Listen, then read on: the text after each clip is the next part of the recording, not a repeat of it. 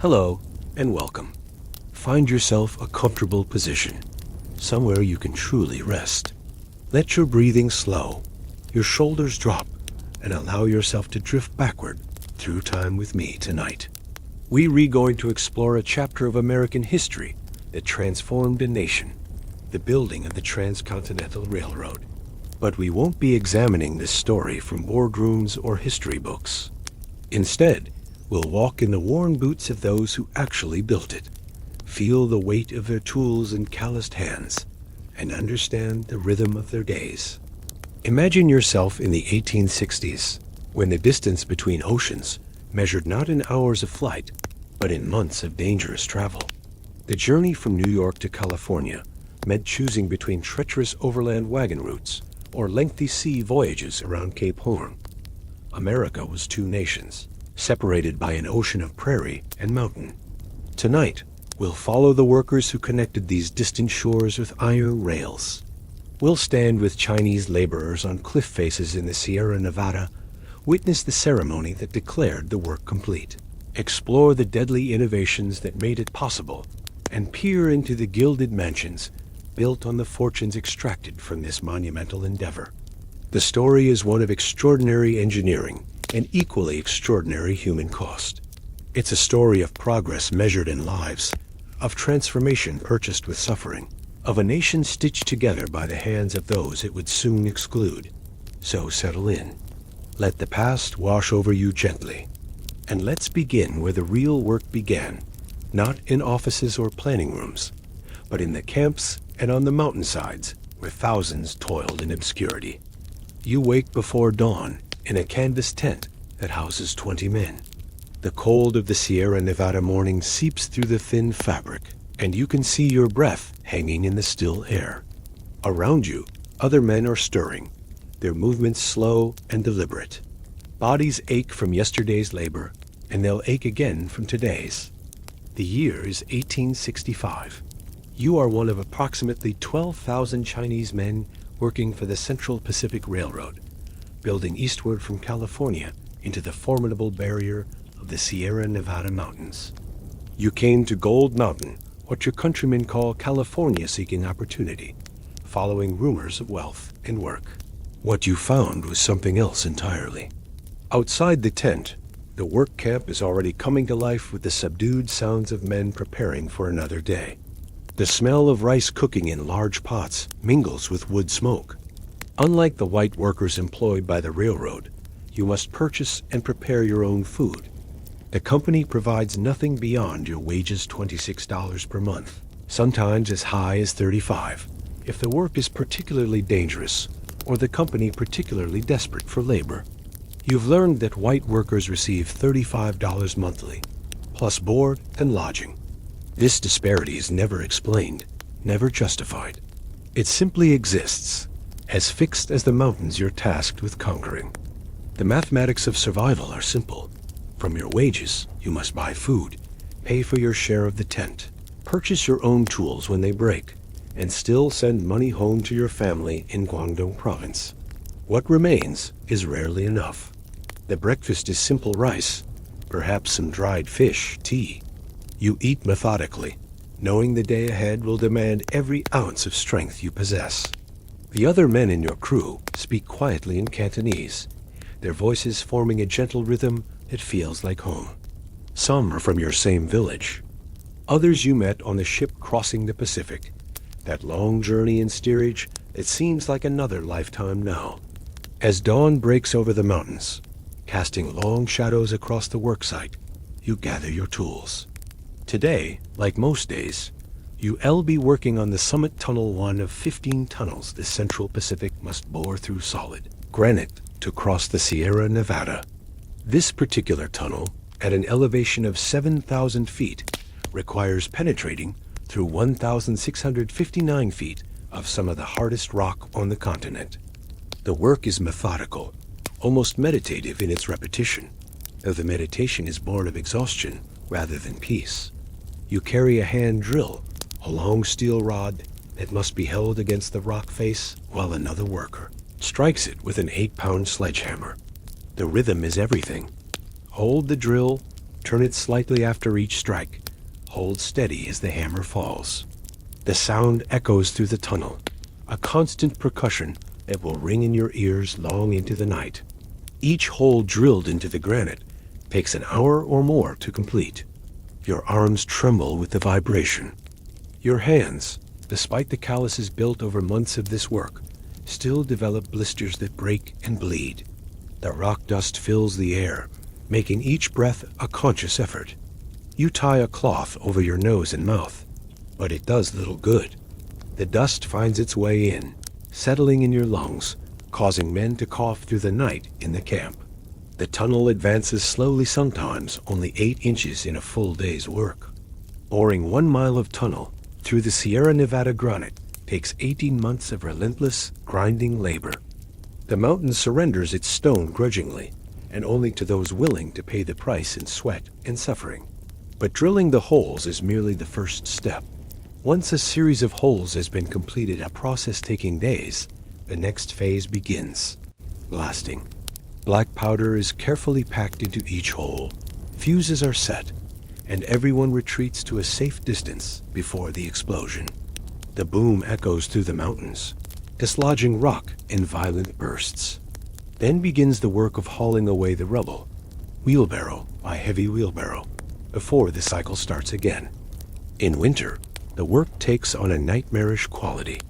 Snow falls in the high Sierra with a ferocity unknown in southern China. Drifts pile 20, 30, sometimes 40 feet deep, burying the work camps and the tunnel entrances. The company drives you to continue working regardless. Tunnels are dug through the snow itself, creating a strange network of passageways that connect tent to worksite to mess area. You live like moles, rarely seeing the sun for weeks at a time. The avalanches are what everyone fears most. Snow accumulates on the steep mountain slopes above the work sites.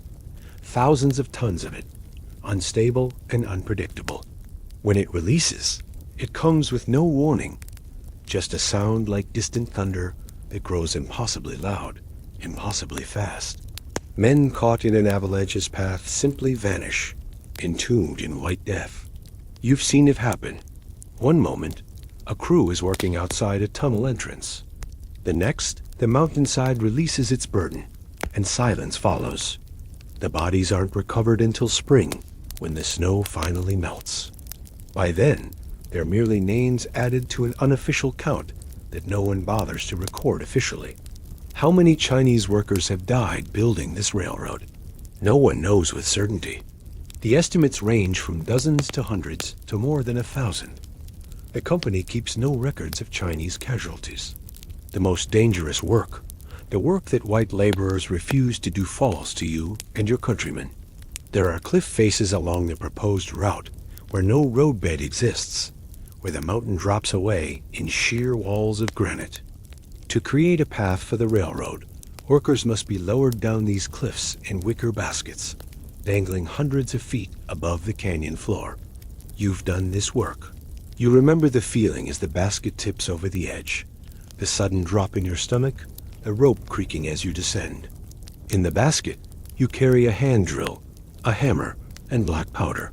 Your task is to drill holes into the cliff face while suspended in midair, pack them with explosive, light the fuse, and signal frantically to be pulled up before the blast. The physics of it are terrifying. Even if your partners above pull as fast as they can, you're racing against a burning fuse, trusting your life to rope that's already worn from use, to baskets that sometimes give way without warning. Men have fallen, their bodies lost in the ravines below. Others have been caught too close when the charges detonated, the concussion throwing them from their baskets like discarded dolls. In 1866, a new explosive arrives at the worksite, nitroglycerin. It's far more powerful than black powder, able to shatter granite with unprecedented force. It's also catastrophically unstable. The oily liquid detonates from shock, from heat, from causes no one fully understands. The workers who transport it, who handle it, who pour it into the drill holes, do so with hands that shake slightly, no matter how much experience they gain. You've seen nitroglycerin accidents, They leave craters where men used to stand. The company brings in a Scottish chemist named James Howden, who manufactures the explosive on site, trying to use it while it's fresh, before it becomes even more unstable with age. But the accidents continue. A box jostled by a mule's misstep, a bottle dropped on stone, a shipment left too long in the summer heat. Each explosion kills instantly, erasing workers from existence in a flash of fire and concussive force. Those who work regularly with nitroglycerin develop crushing headaches. The chemical absorbing through skin causes blood vessels to dilate. Some men's faces flush bright red as they work.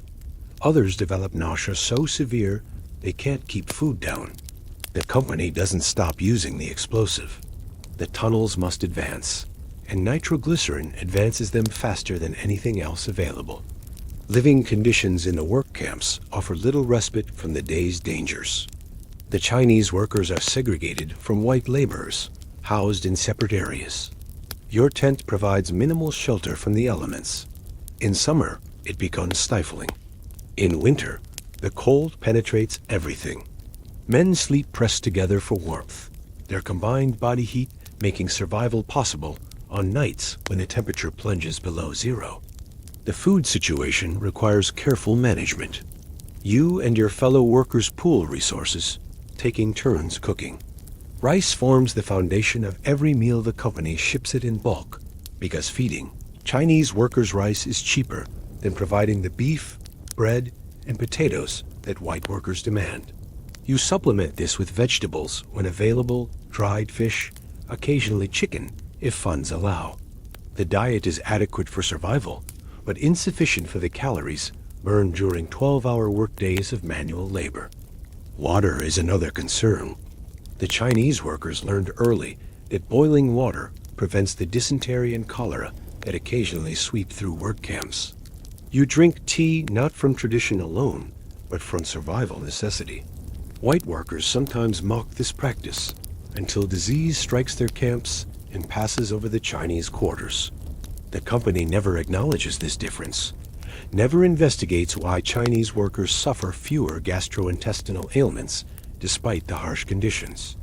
The white workers present their own hazard. Prejudice runs deep in Gold Rush, California. You've experienced the violence that erupts without warning tools, accidentally, dropped from above. Rock falls that aren't quite accidental. Fights provoked over imagined slights. Chinese workers are barred from living in many towns, restricted to certain areas and others. The law itself offers little protection. California and federal statutes prevent Chinese immigrants from testifying in court against white defendants, rendering legal recourse impossible. Despite this, or perhaps because of it, the Chinese workers develop a reputation for reliability and skill. You're efficient, organized, willing to work in conditions others refuse. This doesn't earn respect so much as it earns continued employment. The company likes your labor, but not your presence. The foreman appreciates your productivity, but not your humanity. Each month, after receiving your wages, you convert some portion to money orders that make the long journey back to China. Your family depends on these remittances. A wife you haven't seen in 4 years. Children who are growing up without a father. Parents who need support in their aging. The sacrifice of your presence here is intended to secure their future there. You dream sometimes of returning home wealthy, respected, able to purchase land and live comfortably. But the arithmetic of survival slowly erodes that dream. The wages never stretch quite far enough. The work extends longer than expected. The railroad, you're told, will be completed in another year, maybe 2. And then what? The promise of continued employment feels increasingly hollow. There are small moments of community that sustain you. On rest days rare, grudgingly granted Chinese workers gather to share news from home, to gamble, to smoke opium that dulls the chronic pain of overworked bodies. These gatherings are your connection to the life you left behind, to the identity that the railroad threatens to erase beneath layers of rock dust and exhaustion. The seasons pass in a blur of repetitive labor. Spring brings mudslides that wash away weeks of work. Summer brings scorching heat in the valleys and slightly less brutal cold at elevation. Fall brings the frantic rush to complete as much work as possible before winter locks the high passes in snow and ice. Winter brings survival itself into question. You witness the small triumphs, a tunnel completed, a particularly stubborn section of granite finally yielding, the rail line advancing steadily eastward. Each mile represents months of labor, thousands of man-hours, uncounted smaller sacrifices. The Central Pacific inches across the Sierra Nevada, climbing toward the summit, and then begins the slightly less arduous descent toward Nevada and Utah beyond.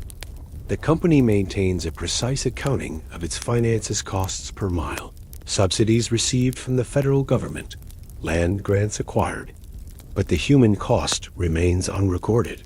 Chinese workers who die in avalanches, explosions, falls, or from exhaustion and disease are replaced by new workers shipped from San Francisco. The labor pool seems inexhaustible to the company, though each loss devastates the small community of workers who knew the deceased. You develop a kind of numbness to danger. It's the only way to function. If you thought too carefully about the risks each day brings, you'd be paralyzed with fear. So you focus on the immediate task, the hole that needs drilling, the basket that needs steadying, the wheelbarrow that needs filling. The mountain will yield or it won't. You will survive or you won't. The only certainty is the work itself. In the evenings, after the long descent back to camp, after the meal and the tea, you sometimes stand and look at what has been accomplished. Rails stretching into the distance, bridges spanning gorges, tunnels boring through solid mountain. It's extraordinary, this thing being built. You understand that. You're participating in something that will transform the nation, that will connect ocean to ocean, that will be celebrated and remembered. But you also understand that the celebration won't include you. Your name won't appear in the histories. Your contribution will be footnoted, if mentioned at all. The photographs being taken of the railroad's construction rarely include Chinese workers. When they do, your background figures, anonymous labor arranged for composition rather than recognition. Still, the work continues. Day after grinding day, the railroad advances. By 1869, after years of brutal labor, the Central Pacific has crossed the Sierra Nevada and is racing across Nevada toward Utah. Company is in competition now with the Union Pacific, building westward from Omaha. Each company receives government subsidies based on miles of track laid, creating a frenzy of construction. The pace intensifies. What was grueling becomes nearly inhuman. Track-laying crews work in synchronized rhythm, placing ties, positioning rails, driving spikes. The Chinese workers set a record 10 miles and 56 feet of track laid in a single 12-hour shift. It's a feat of organization and endurance that won't be matched. The company is proud of this achievement, proud of the efficiency of its workforce. You participate in this record-setting day, your body moving through motions so practiced they feel automatic. But beneath the achievement lies the same calculation that has defined this entire endeavor. How much labor can be extracted? How quickly can the work advance? How cheaply can the company build while maximizing its profit? The railroad approaches completion.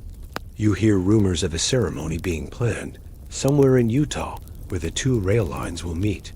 There's talk of dignitaries, photographers, a golden spike to commemorate the moment.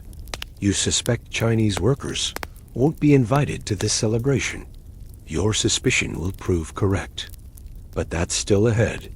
For now, there's today's work to complete, tonight's rest to take, tomorrow's labor to prepare for. The rhythm continues, as steady and inexorable as the railroad itself. You are building something permanent from temporary suffering, creating a monument from your own expendability. The sun sets over the mountains, casting long shadows across the work site. You return to camp with the other workers, moving in the slow shuffle of men who have given everything the day demanded. Tomorrow will demand the same. and the day after, until finally the railroad is complete, and you face the uncertain future that awaits on the other side of this grand accomplishment. The irony you don't yet know: within a decade, the Chinese Exclusion Act will slam shut the door to America, barring further immigration from China. The workers who built the railroad will be deemed undesirable, their presence a threat rather than a contribution. The nation they helped unite will exclude their countrymen from entry for more than 60 years. But tonight, you don't know this future. Tonight, you're simply tired. Your muscles aching, your hands raw, your lungs full of rock dust. You eat your rice, drink your tea, and lie down in the tent among your fellow workers. Sleep comes quickly, as it always does after such labor. The mountains will still be there in the morning.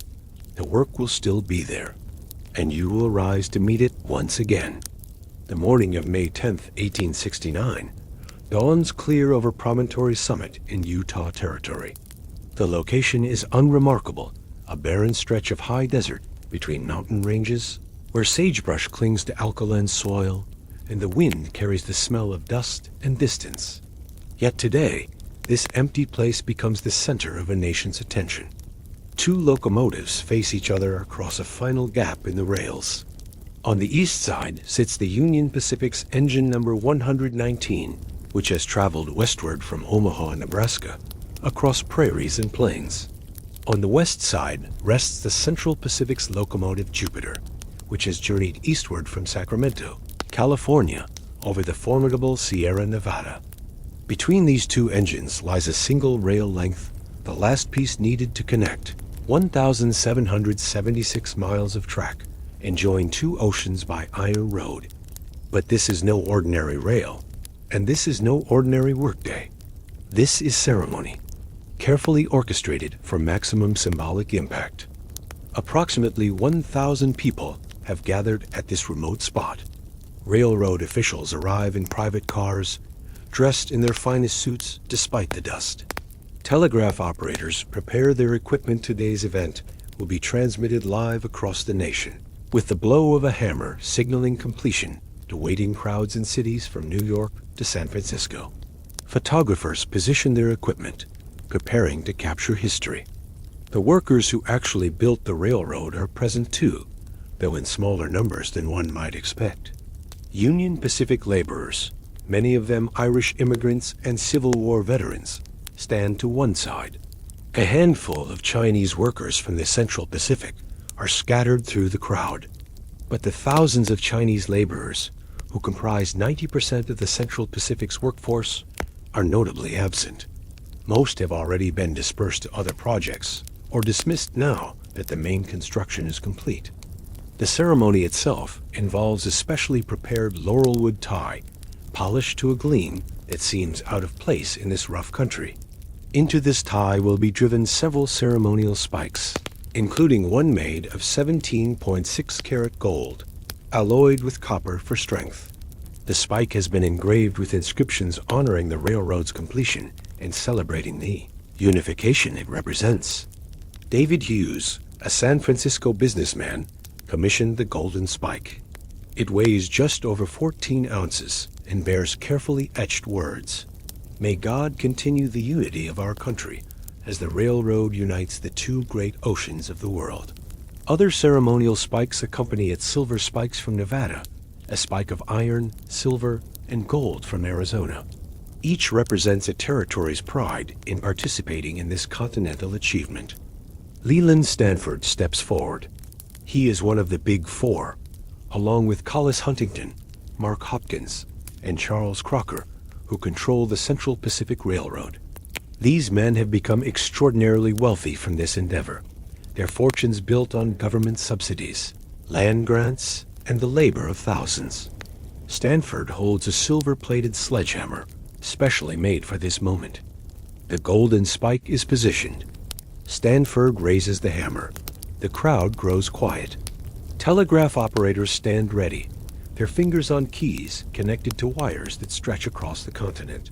The arrangement is ingenious. Stanford's hammer and the spike itself are wired to complete an electrical circuit. When the hammer strikes, the nation will know instantly. Stanford swings and misses. The hammer comes down beside the spike rather than on it. There's a moment of awkward silence, quickly covered by polite applause. Thomas Durant, Vice President of the Union Pacific, takes his turn with the hammer. He also misses. More polite applause, more covered embarrassment. Finally, workers complete the task these executives began, driving the ceremonial spikes home with practiced efficiency. The telegraph key is manually operated, sending the single word across the nation. Done. In cities everywhere, bells ring, cannons fire, celebrations erupt. In Promontory Summit, the two locomotives ease forward until their cowcatchers nearly touch, and bottles of champagne are opened. Photographer Andrew Russell captures the moment locomotives facing each other. Crowd gathered around, men climbing on the engines and perching on equipment to be included in the frame. It's an iconic image that will appear in textbooks for generations, a visual representation of American progress and achievement. But like all photographs, it reflects choices about what to include and what to exclude. The Chinese workers are not in this photograph. Despite building the most difficult sections of the railroad, despite setting records for track-laying speed, despite comprising the vast majority of the Central Pacific's labor force, they are absent from the official commemoration. Whether they were deliberately excluded or simply not invited to the central ceremony remains a matter of historical debate, but the result is the same. The record of completion erases their contribution.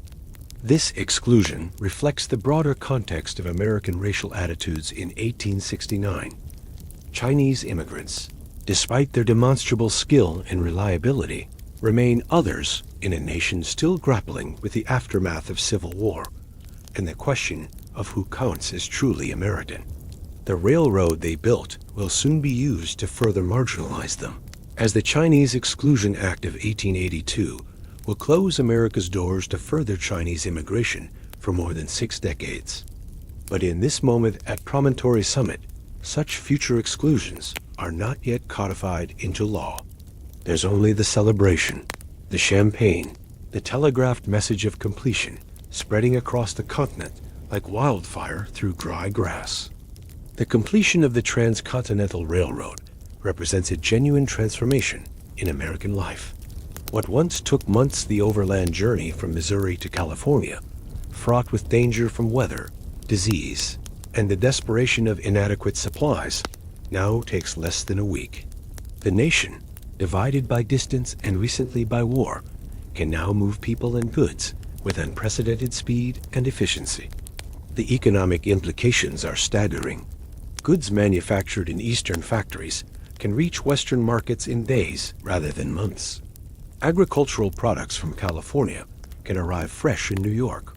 The cost of shipping drops dramatically, making previously luxury items affordable to broader populations. Mail service, once irregular and unreliable across long distances, becomes standardized. The railroad enables the rapid settlement of the Western territories.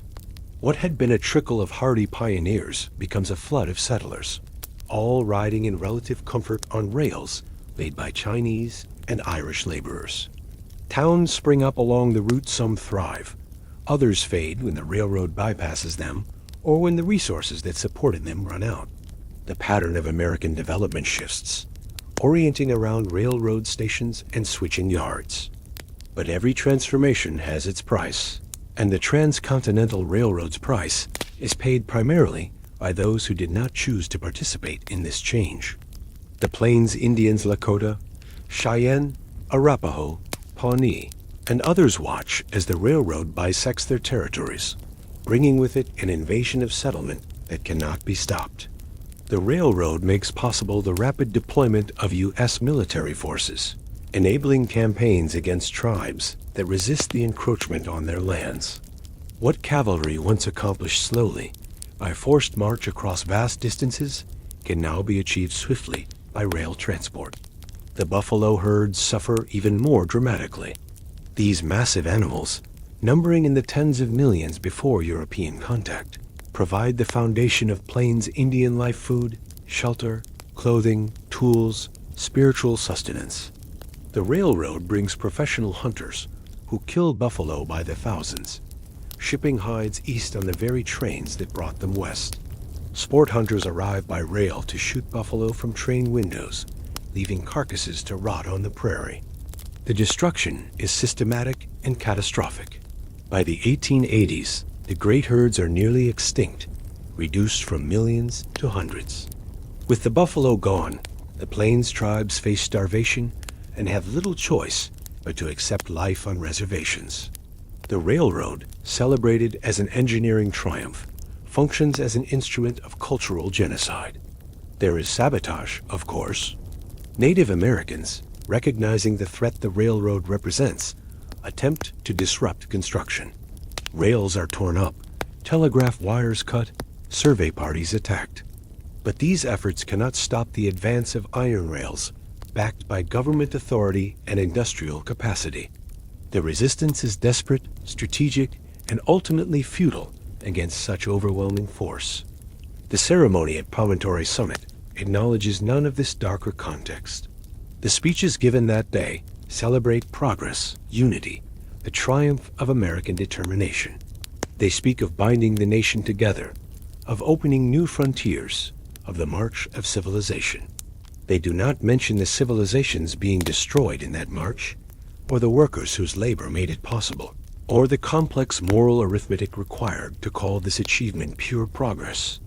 The golden spike itself becomes a symbol carefully preserved. After the ceremony, it's removed from the laurelwood tie. Leaving it in place would invite theft, and eventually donated to Stanford University, where it remains on display. The spike has been transformed from functional object to artifact, from tool to treasure. Visitors can view it today, this small piece of gold that represents a continental achievement. The laurelwood tie receives similar treatment. It travels back to California in Stanford's private rail car, where Army officers, caught up in the celebration, attempt to drive the spike with the pummels of their swords, leaving small round indentations. Eventually, the tie and spike are separated, each becoming a museum piece, each carefully preserved as a piece of American mythology. The sprue removed from the golden spike during its creation is melted down and fashioned into rings and watch fobs, given to dignitaries including President Ulysses S. Grant and Secretary of State William Seward. Even the excess metal from the ceremony becomes valuable, distributed as tokens of participation in this historical moment. In the days following the ceremony, traffic begins moving across the completed line. The first Transcontinental passengers experience the journey's novelty sleeping in Pullman cars, eating in dining cars, watching the landscape roll past at speeds their grandparents could never have imagined. The journey still takes days, but they're days of relative comfort rather than months of hardship and danger. The two companies that built the railroad, Central Pacific and Union Pacific, have competed fiercely for government subsidies and land grants throughout construction. Each mile of track laid brings payment from the federal government, creating incentive to build as quickly and as far as possible. This competition occasionally results in the two companies grading parallel routes, each refusing to acknowledge the other's right-of-way until forced to cooperate. The government subsidies are substantial land grants totaling millions of acres, plus loans of $16,000 to $48,000 per mile, depending on terrain difficulty. These public investments create private fortunes for the railroad barons who control the companies.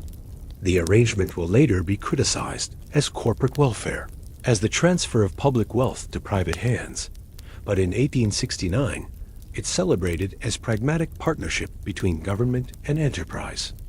The Central Pacific, having conquered the Sierra Nevada, has built the more difficult section of track.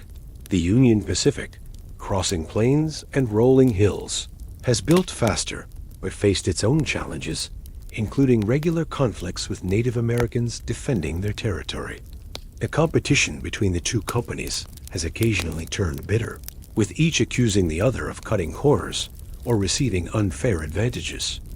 But now, with the rails joined at Promontory Summit, the competition becomes cooperation by necessity. Through traffic requires coordination, standardized schedules, agreed upon tariffs.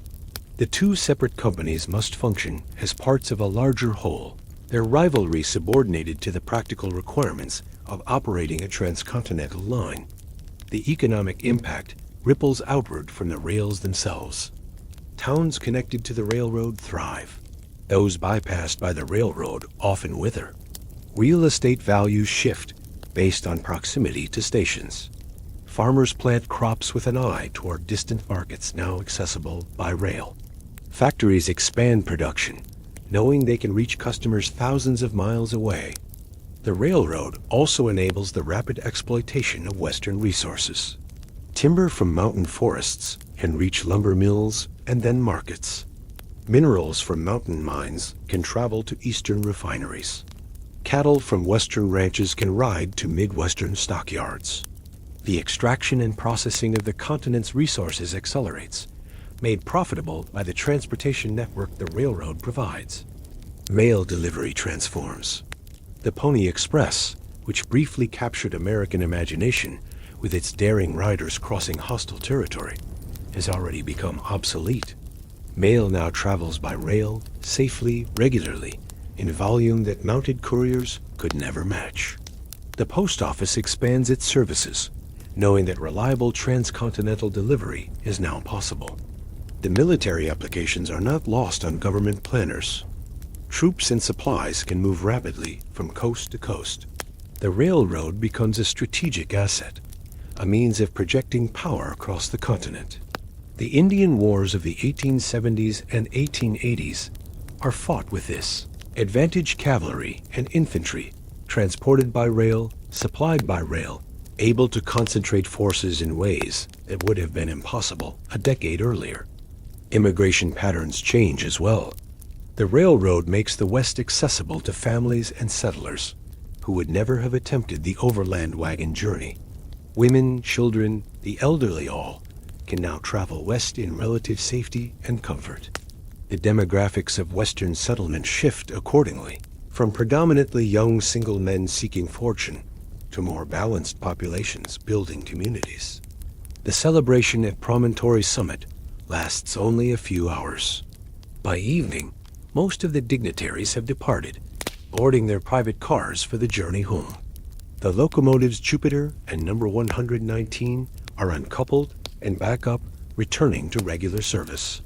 The laurelwood tie and golden spike are removed, replaced with standard materials. The spot where history was made returns to being just another stretch of track across high desert. The workers disperse as well. Chinese laborers, having completed the railroad, face an uncertain future. Some find work on other rail lines being built throughout the West. Others return to San Francisco or settle in small communities throughout California and Nevada. Many send for family members in China, trying to establish permanent homes in America before the door closes, though they don't yet know that the door will close. Irish workers from the Union Pacific face their own challenges. The post-war economy offers limited opportunities, and the skills developed building railroads don't always transfer to other work. Some stay with the railroads as maintenance crews. Others drift toward other construction projects. A few use their savings to purchase land and try farming. The promise of prosperity that drew them west remains elusive for most. The moment captured in Andrew Russell's photograph, Locomotives Touching, Crowd Celebrating, is frozen and preserved. But the reality it represents is more complex than the image suggests. The railroad is simultaneously an achievement and an instrument of destruction, a unifying force and a tool of dispossession, a triumph of engineering and a monument to exploitation.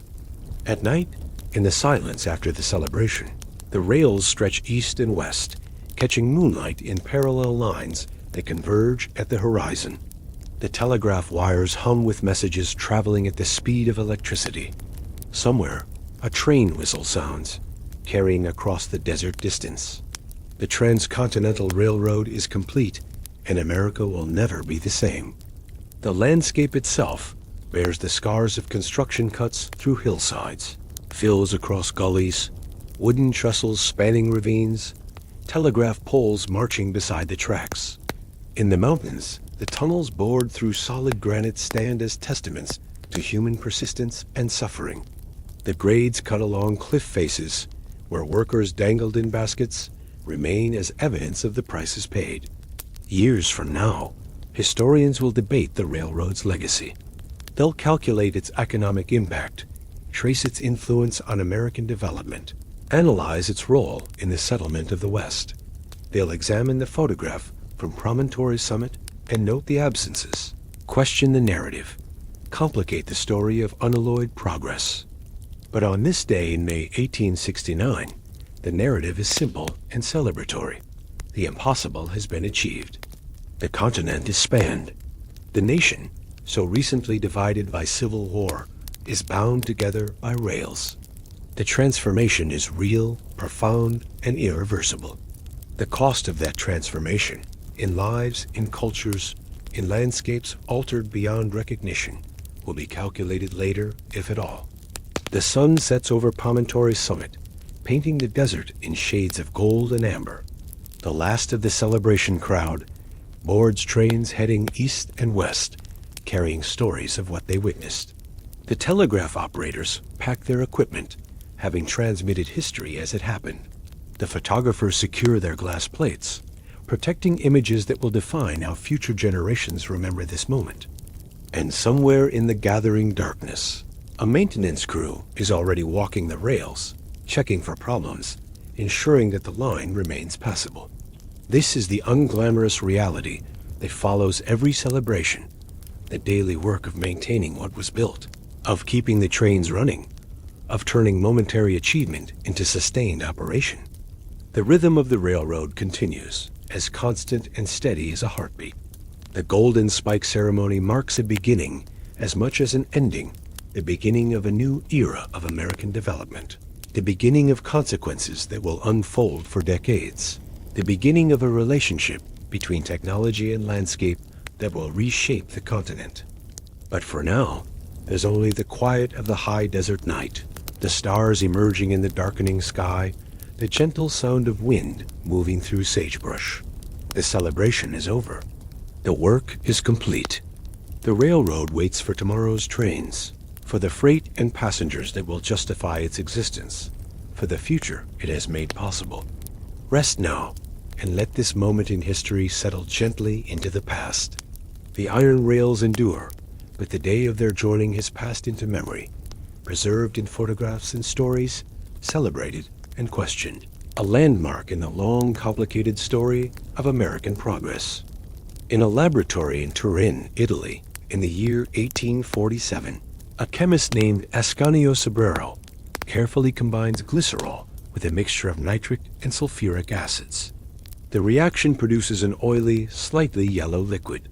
Sobrero places a single drop on an anvil and strikes it with a hammer. The resulting explosion is so violent, so far beyond anything black powder can achieve, that Sobrero is both amazed and horrified.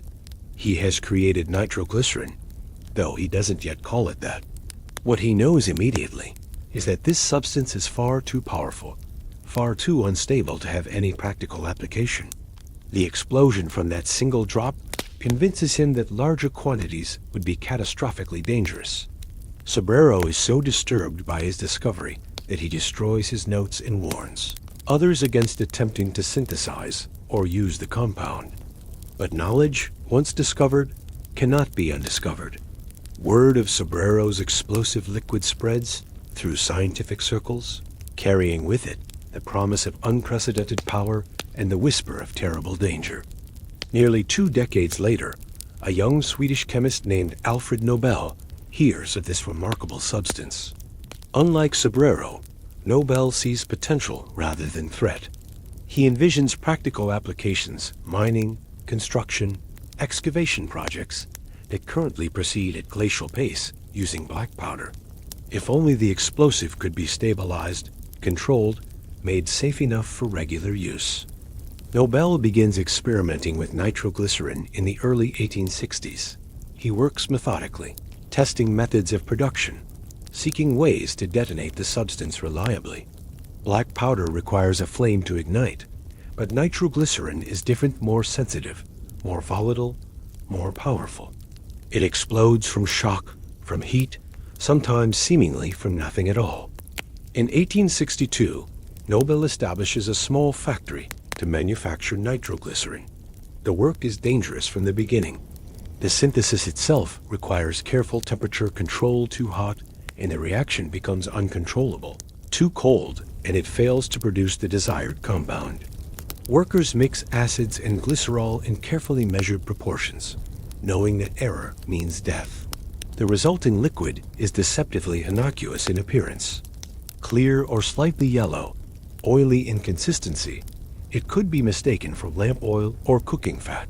But this oil possesses energy beyond comprehension, compressed into chemical bonds that release with devastating force when broken. On September 3, 1864, Nobel's factory in Hellenaborg, Stockholm, explodes.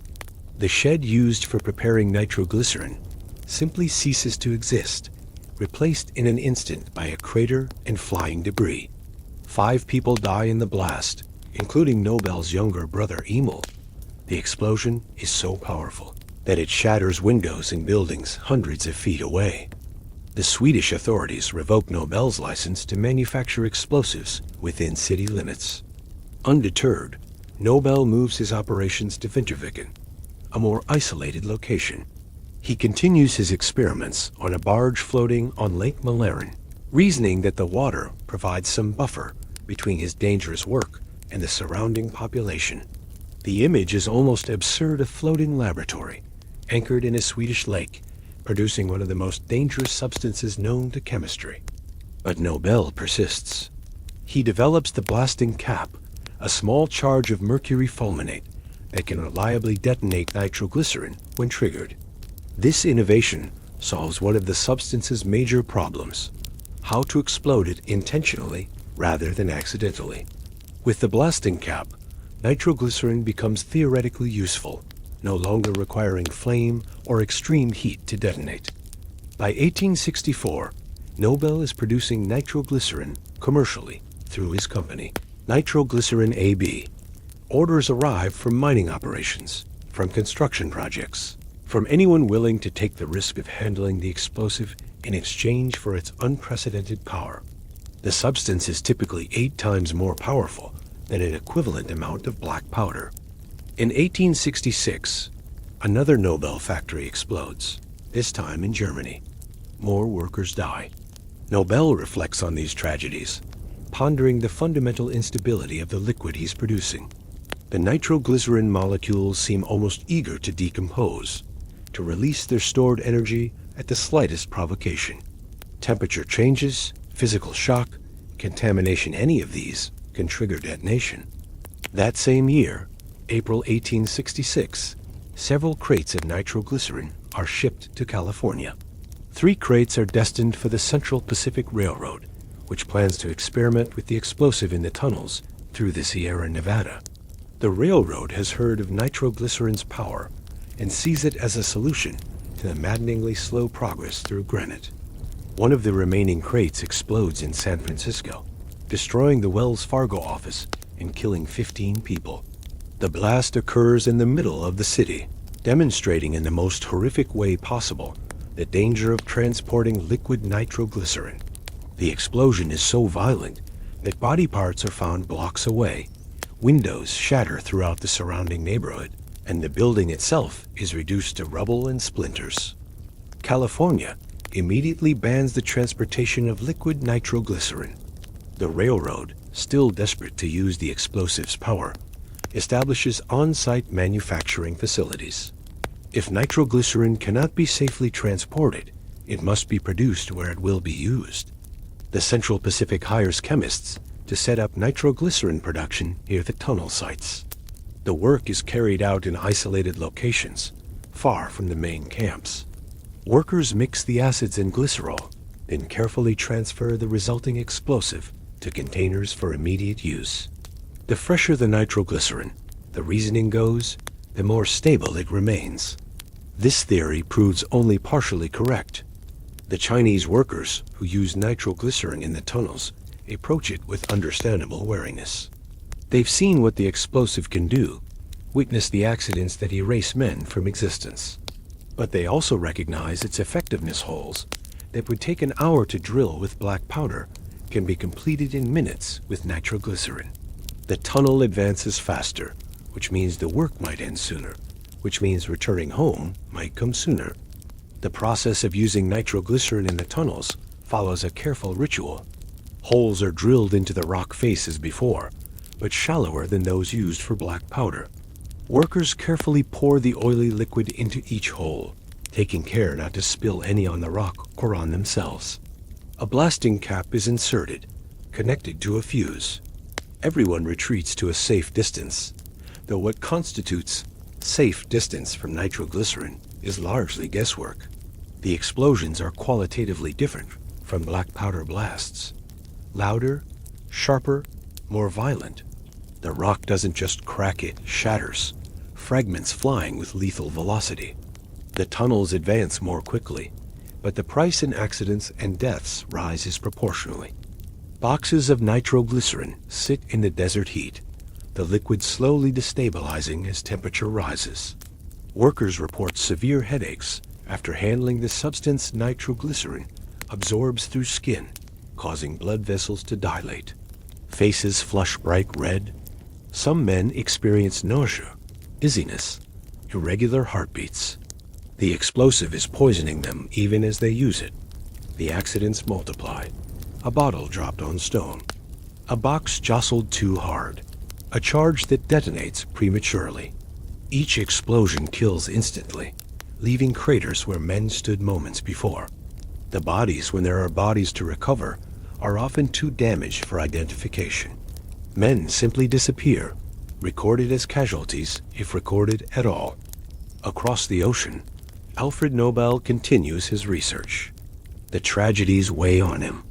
The explosions at his factories, the deaths of workers, his brother's death. These are not abstract statistics, but personal losses. Yet he persists, driven by the conviction that nitroglycerin's power can be harnessed safely if only the right method can be discovered. In 1867, Nobel makes his breakthrough. He discovers that nitroglycerin, absorbed into diatomaceous earth, a porous, absorbent sedimentary rock called kieselguhr, becomes stable enough to handle. The mixture retains most of nitroglycerin's explosive power, but loses its hair trigger sensitivity. It can be dropped, transported, stored with reasonable safety. The substance can be molded into sticks, making it easy to insert into drill holes. Nobel calls his invention dynamite, from the Greek word dynamis, meaning power. He patents the invention and begins manufacturing immediately. Dynamite represents a genuine improvement over liquid nitroglycerin, safer to transport, easier to use, nearly as powerful. It revolutionizes mining, construction, and warfare. The fortune Nobel accumulates from dynamite is immense. Explosives are in constant demand. Mines need them. Railroads need them. Armies need them. Nobel establishes factories across Europe and beyond, each producing dynamite in industrial quantities. The merchant of death, as he will later be called, grows wealthy from humanity's need to break things apart. But Nobel is troubled by his legacy. He speaks hopefully of creating explosives so powerful, so terrible, that warfare itself will become impossible. Nations facing mutual annihilation, he reasons, will choose peace. This belief proves tragically naive. The more powerful the weapons become, the more enthusiastically nations employ them. In 1888, a French newspaper makes a mistake. Alfred's brother Ludwig dies while vacationing in Cannes, but the newspaper, confused about which Nobel brother has died, publishes Alfred's obituary instead. The headline is brutal. The merchant of death is dead. The article describes Nobel as a man who grew rich by finding new ways to mutilate and kill. Alfred reads his own obituary, confronting how the world perceives him, not as an innovator or scientist, but as a merchant of death, a profiteer from human destruction. The experience is profoundly disturbing. This is how he will be remembered? This is his legacy? Whether this premature obituary directly inspired Nobel's decision to establish the Nobel Prizes is debated by historians. What's certain is that Nobel's will, written in 1895, dedicates the bulk of his fortune to establishing prizes in physics, chemistry, medicine, literature, and peace. The fortune built on explosives will fund recognition of humanity's greatest achievements in science, art, and the pursuit of peace. Whether this premature obituary directly inspired Nobel's decision to establish the Nobel Prizes is debated by historians. What's certain is that Nobel's will, written in 1895, dedicates the bulk of his fortune to establishing prizes in physics, chemistry, medicine, literature, and peace. The fortune built on explosives will fund recognition of humanity's greatest achievements in science, art, and the pursuit of peace. The irony is profound. Prizes celebrating peace, funded by profits from explosives. Recognition of scientific achievement, paid for by a substance used to destroy. Nobel seems to have hoped that this final act would redeem his reputation, would transform his legacy from destruction to progress. Alfred Nobel dies in 1896. The prizes bearing his name are first awarded in 1901 and continue to this day among the most prestigious honors in their respective fields.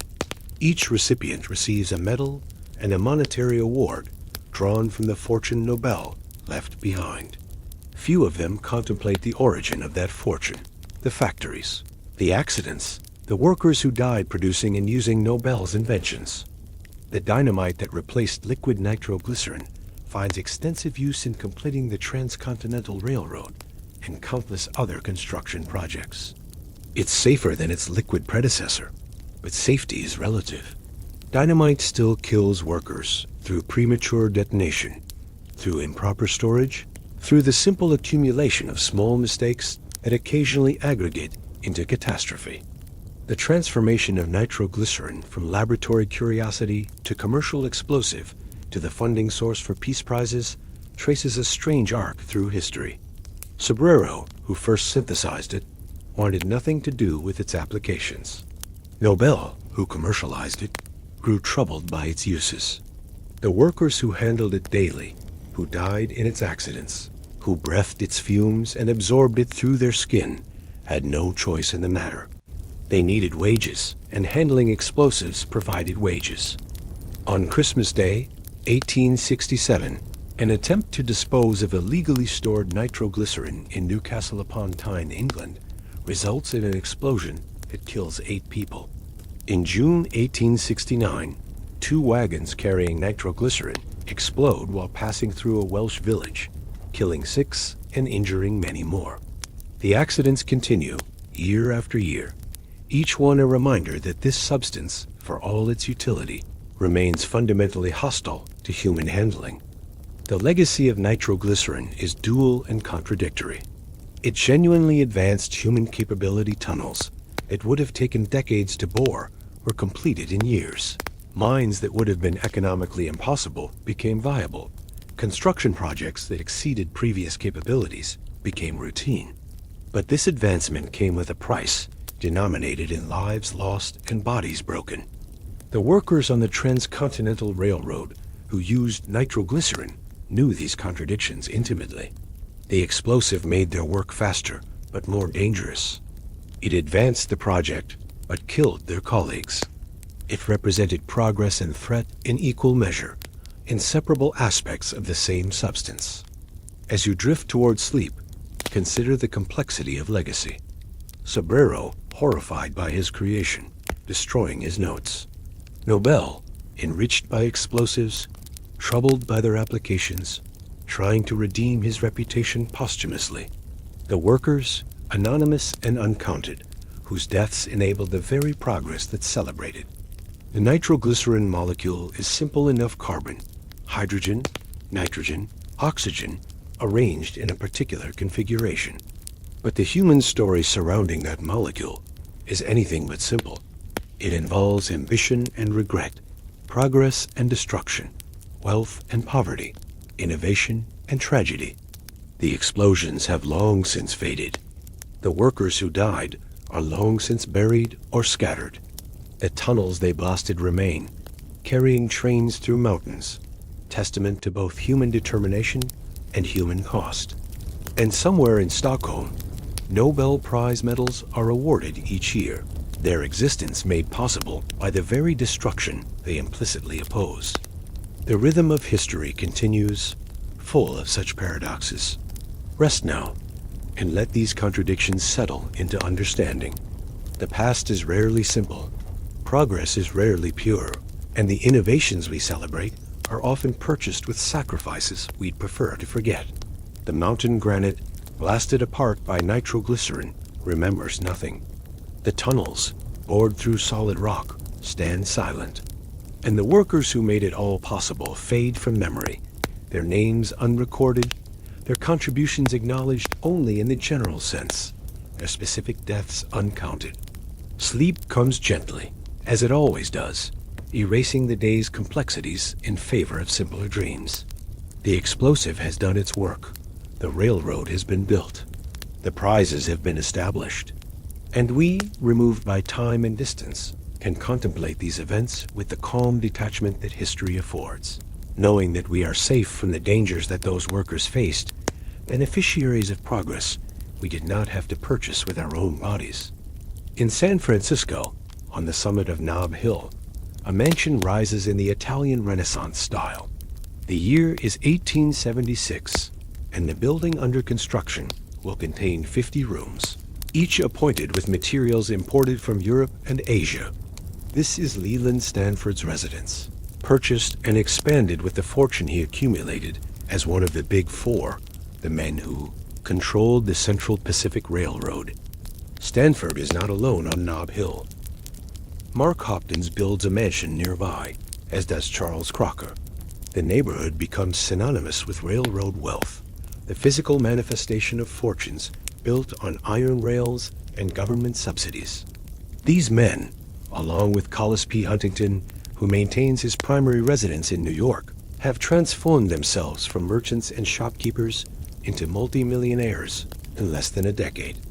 The transformation is extraordinary. Before the railroad, Stanford ran a grocery store in Sacramento. Hopkins sold hardware. Crocker dealt in dry goods. Huntington peddled mining supplies. They were prosperous enough, comfortable members of California's merchant class, but not wealthy. Not yet. The Pacific Railway Act of 1862 changes everything.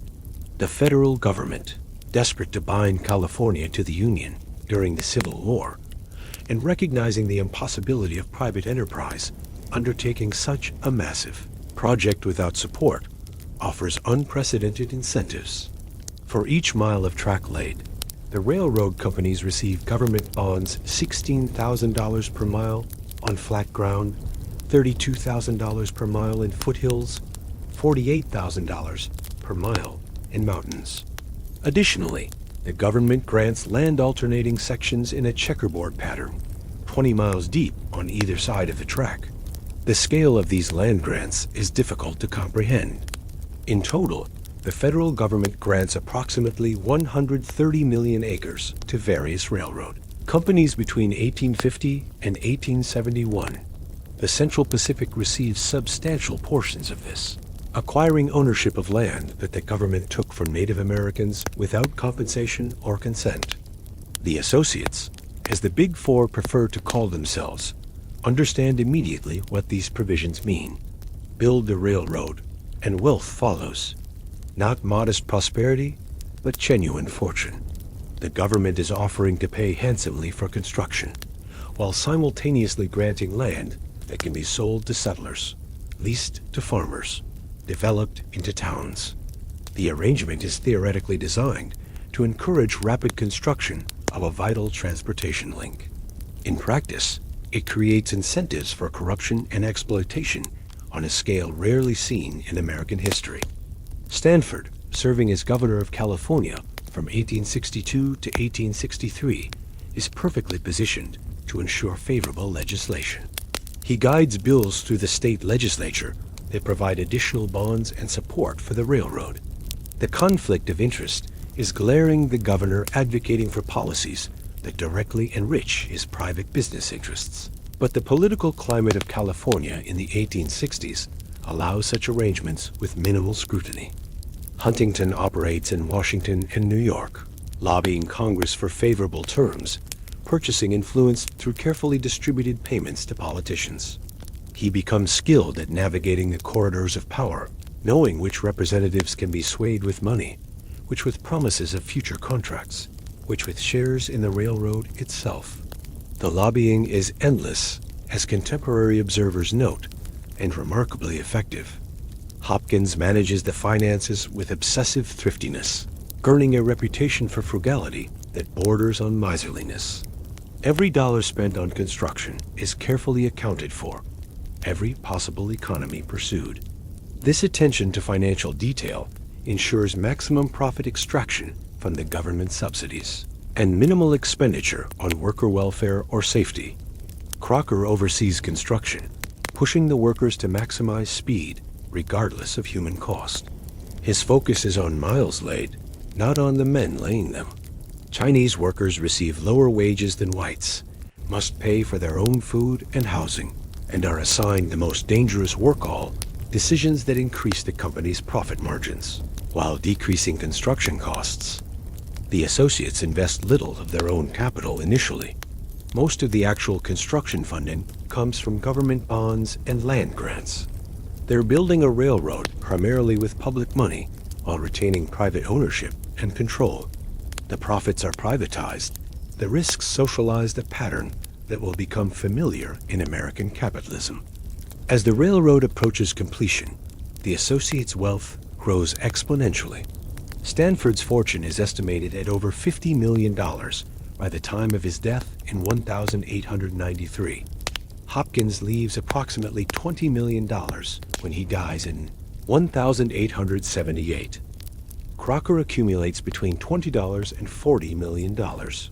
Huntington's wealth reaches similar heights. These are staggering sums for the era equivalent to billions in modern currency. The source of this wealth is not mysterious. The government paid $16,000 to $48,000 per mile of track, while actual construction costs averaged far less. The associates pocket the difference. The land grants provide another revenue stream, millions of acres sold to settlers, or held for speculation as values rise. Monopoly control over California transportation allows them to set freight rates that maximize profit while exploiting farmers and merchants who have no alternative shipping options. Contemporary critics call them swindlers, claim they represent the greatest fraud in American history. The charges are not without foundation. The associates use their political influence to maintain favorable legislation, prevent competition, and extract maximum benefit from public resources. They are robber barons in the most literal sense, using legal mechanisms to transfer public wealth into private hands. The contrast with worker conditions is stark and deliberate. Chinese laborers earn $26 to $35 monthly, from which they paid their own expenses. White workers receive $35 plus board still modest wages for brutal, dangerous work. Meanwhile, the associates were accumulating millions. A worker earning $30 per month receives $360 annually. Stanford's $50 million fortune represents roughly 139,000 years of a Chinese worker's wages. The mathematics of exploitation are simple. Minimize labor costs, maximize government subsidies, retain control of the resulting infrastructure and land. The associates execute this formula with remarkable efficiency. Stanford uses his fortune to purchase an 8,180-acre ranch in Palo Alto, where he establishes a stock farm breeding horses. When his only son dies of typhoid fever in 1884, Stanford and his wife Jane decide to establish a university in the boy's memory. Stanford University, opening in 1891, is funded entirely by the railroad fortune, a monument to one family built on the backs of thousands of workers. The irony is multi-layered. The university, which will become one of America's premier educational institutions, is founded with money extracted from Chinese laborers who were themselves denied access to most American institutions. The Chinese Exclusion Act of 1882 ensures that the workers who built Stanford's fortune are barred from bringing their families to America, from becoming citizens, from participating in the society they helped construct. Hopkins builds an elaborate mansion on Nob Hill, though he dies before fully enjoying it. His widow Mary later marries an interior decorator who transforms the residence into an even more extravagant display of wealth turrets, gables, multiple wings, rooms crammed with expensive furniture and artworks. The mansion becomes a symbol of Gilded Age excess, a physical manifestation of money seeking expression through conspicuous display. Crocker's mansion stands near Stanford's and Hopkins's on Nob Hill. He famously engages in a spite fence controversy, building a 40-foot-high fence around a neighbor's property because the neighbor refuses to sell. The fence blocks light and air from the neighboring house, a petty demonstration of Crocker's power and vindictiveness. Eventually, the fence becomes a tourist attraction, people traveling to see the monument to one millionaire's pettiness. The associates' wealth allows them to indulge in extravagances that would have been unimaginable to them in their merchant days. Private rail cars appointed with mahogany and velvet. Trips to Europe staying in the finest hotels.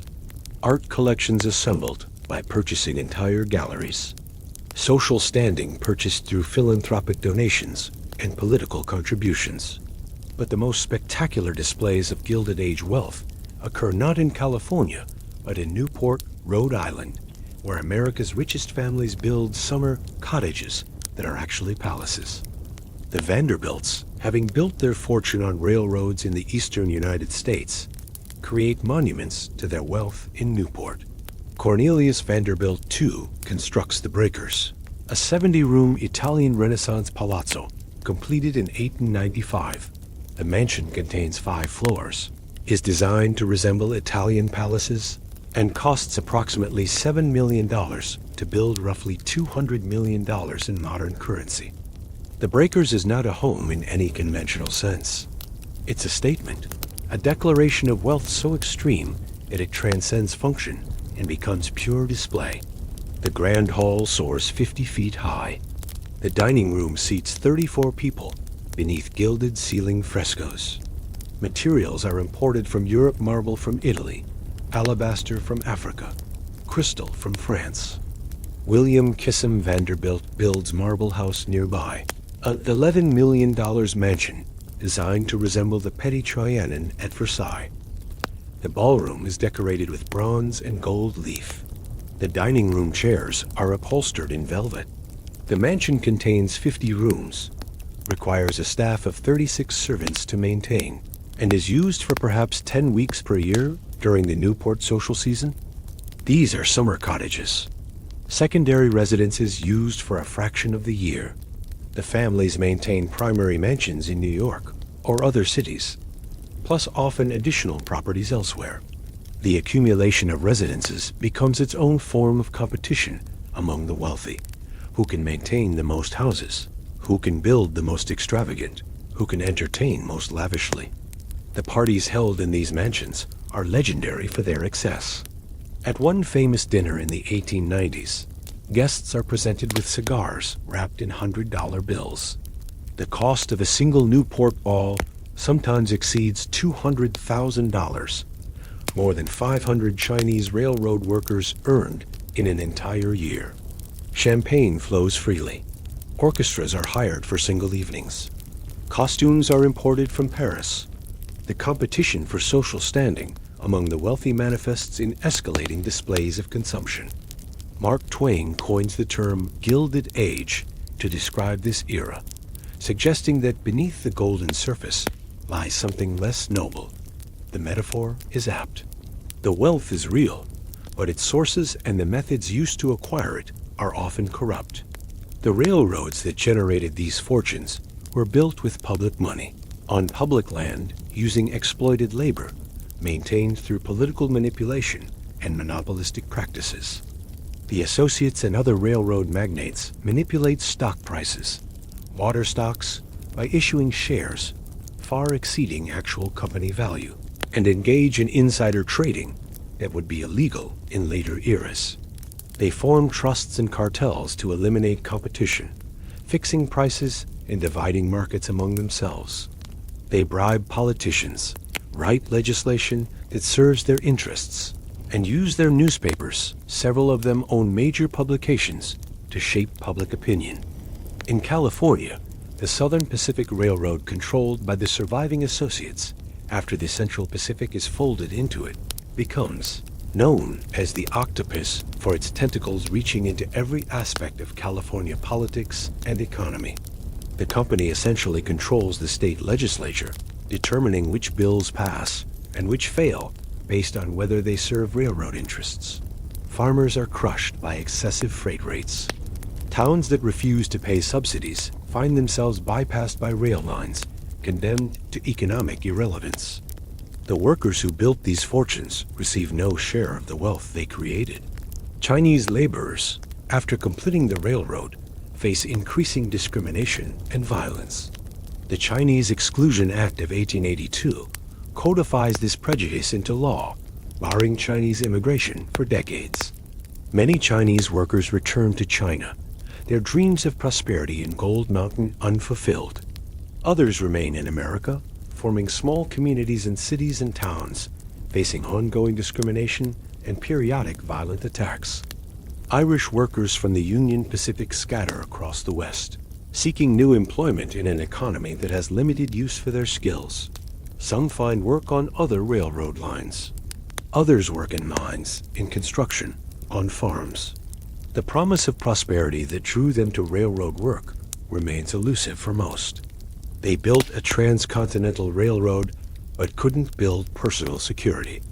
The associates face little accountability for the methods used to acquire their wealth. Stanford dies respected and honored, a university bearing his name. Hopkins is remembered as a shrewd businessman. Crocker's reputation survives despite his spite fence and harsh treatment of workers. Huntington is celebrated as a captain of industry, a visionary who connected the continent.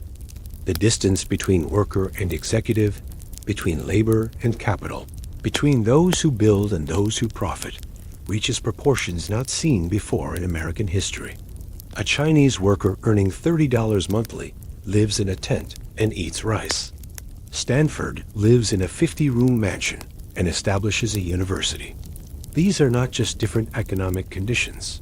They're different universes of possibility, separated by social structures that ensure wealth flows upward and remains concentrated. The Gilded Age represents a particular moment in American capitalism, the transition from an economy of small producers and merchants to one dominated by large corporations and wealthy individuals. The railroad magnates are among the first to achieve this transformation, demonstrating the fortunes that can be made by controlling infrastructure, manipulating government policy, and exploiting cheap labor. Later generations will see reforms, antitrust legislation, labor protections, progressive taxation, regulations limiting the most egregious monopolistic practices. But in the 1870s through 1890s, the robber barons operate with minimal constraint, accumulating wealth at rates and by methods that shock even their contemporary critics. The mansions they build stand as monuments to this era. Many survive today as museums or tourist attractions. Visitors walk through marble halls and gilded ballrooms, marveling at the opulence. Tour guides explain the architectural details, the imported materials, the famous parties held in these spaces. Less often discussed are the sources of the wealth that built these palaces, the government subsidies, the exploited workers, the monopolistic practices, the political corruption. The Transcontinental Railroad remains the Associates' greatest achievement and greatest legacy. It genuinely transformed America, enabling economic growth and westward expansion on unprecedented scales. The engineering accomplishment was real, the vision ambitious, the execution impressive in purely logistical terms. But the human cost paid by workers who received minimal wages for maximum danger by Chinese immigrants who faced discrimination and eventual exclusion, by Native Americans whose lands were taken and whose ways of life were destroyed, by small farmers and merchants crushed by monopolistic freight rates. This cost is equally real and far more rarely celebrated. As you settle into sleep, consider these contrasts. Progress and exploitation intertwined, achievement and suffering inseparable, fortunes built on others' labor, mansions rising while workers' graves go unmarked, the iron rails stretching across the continent, connecting coasts, dividing peoples, carrying both opportunity and dispossession. The rhythm of the train continues clickety-clack, a sound that once meant modern transportation and still echoes through the American landscape. The rails endure. The mansions survive. The fortunes, distributed through inheritance and philanthropy, continue shaping institutions and opportunities.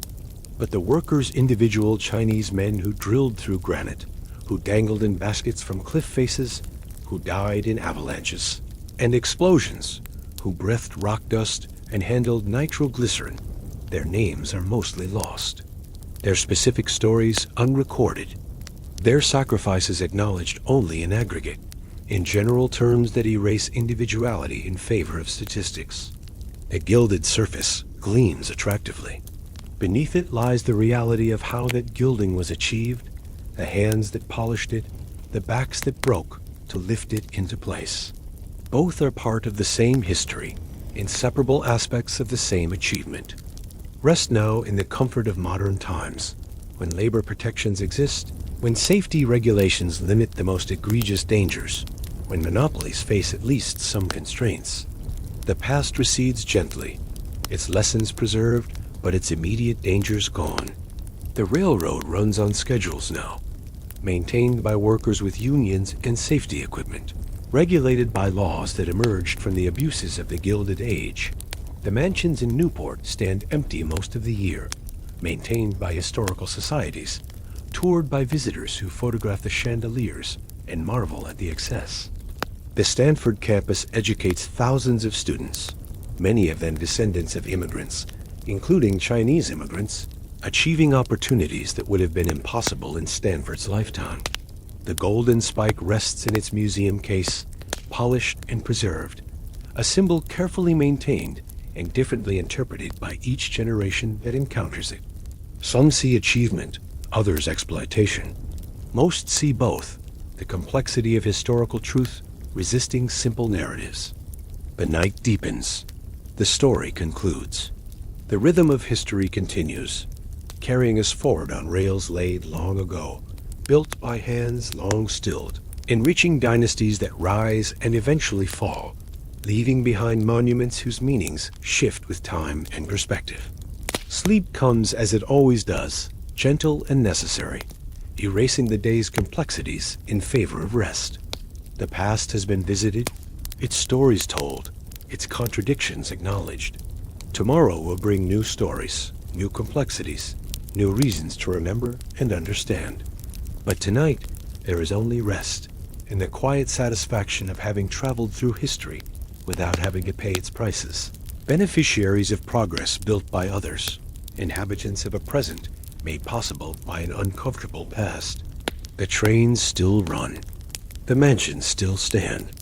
The stories continue to be told, each telling shaped by its era, each generation finding in the Transcontinental Railroad's completion a mirror reflecting its own values and concerns.